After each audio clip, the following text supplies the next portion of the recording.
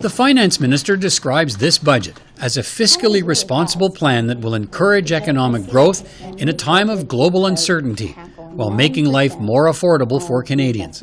And we are committed to reviewing and reducing government spending because that is the responsible thing to do. The budget unveils $31.2 billion in new spending over the next 5 years on everything from housing to defence to climate change. Even with that new spending, the government's deficit track is lower than predicted in the economic update in December, mostly because of the end of most pandemic support programs and higher government revenues and job growth. The budget pegs the deficit for this year at $52.8 billion, down from $58.4 billion forecast in the economic update. The deficit drops to $39.9 billion next year and continues to fall until it reaches $8.4 billion in 2027. And the government's chosen fiscal anchor, the debt-to-GDP ratio, is also dropping more quickly, 46.5% down to 41.5% by 2027. So where is the money going?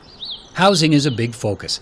The budget follows through on the campaign promise last fall to spend $4 billion to build 100,000 new homes in urban areas by 2025, and $2.7 billion for low-cost and co-op housing. Ottawa will also create tax-free savings accounts to allow first-time home buyers to save up to $40,000, and extend the rent-to-own program until 2025 with a promise to make it more flexible. The budget also follows through on the promise to impose a 2-year ban on the purchase of residential properties by foreign buyers who aren't going to live in the home. And investors who buy and flip a house within 12 months, they'll face full taxation on their profits as business income. The government also promises to engage with provinces to create a home buyer's bill of rights, along with a national plan to end blind bidding. The budget also includes an additional $4 billion over 7 years to improve and expand Indigenous housing as part of an $11 billion package focused on improving education, health, and business outcomes in Indigenous communities. We recognize that the central challenge in Canada when it comes to housing is a lack of supply, and this budget is about tackling that head-on. The war in Ukraine exposed serious gaps in Canada's military capabilities.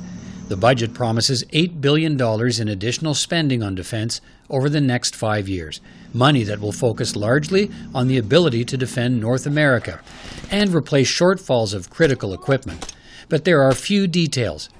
It will also be used to buy more weapons for Ukraine.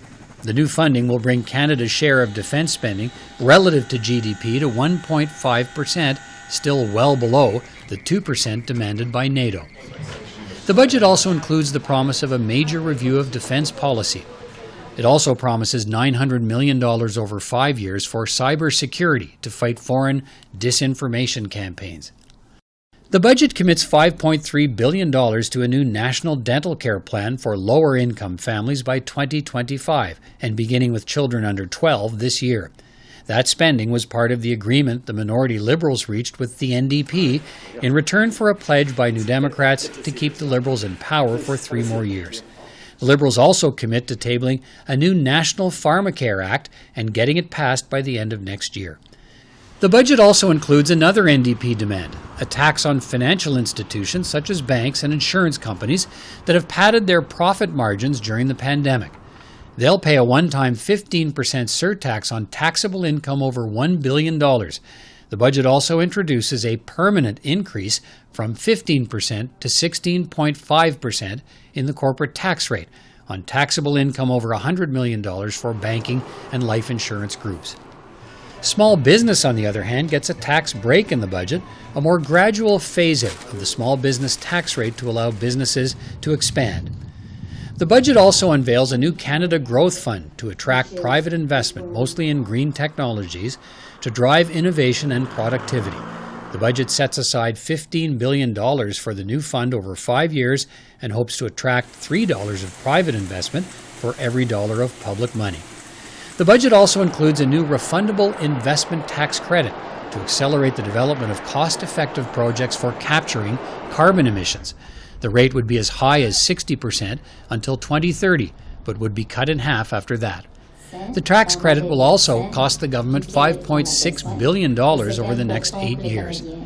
There's also $3.8 billion over 8 years to speed up the production and processing of critical minerals needed to build electric vehicle batteries. And finally, the budget notes the risks that could upset the government's economic plan, including the uncertainty around the pandemic, the war in Ukraine, global economic restructuring, and potential threats to traditional supply chains.